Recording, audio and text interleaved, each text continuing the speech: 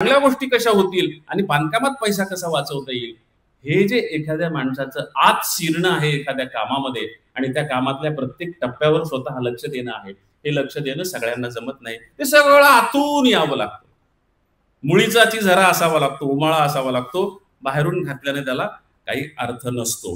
ही सगळ्या आठवणी सुभाष जगेंनी तो शेजार धर्म काय असतो आणि तो कसा पाळावा त्यांनी सांगितलं सुभाष जाधवांनी बोलताना, आणि अनेकांच्या लेखामध्ये आहे की कित्येक लोकांना त्यांनी प्लॉट घेऊन दिले, कित्येक लोकांना त्यांनी घरं बांधून दिली आणि त्यांच्या बांधकामाचं नेतृत्व यांनी केलं. ते त्यांनी सांगितलं त्यांच्या भाषणामध्ये आलं की कसे पाय खदले, काय अडचणी आल्या, कसे प्लॉट घेतले, कसे घर बांधले.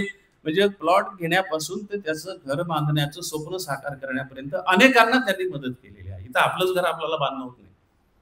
हा माणूस सगळ्यांची घरं बांधतो, सगळ्यांची नव्हे, आपल्या संस्थेचं घर बांधतो, आपले ज्या सांस्कृतिक संस्था आहेत त्यांची घरं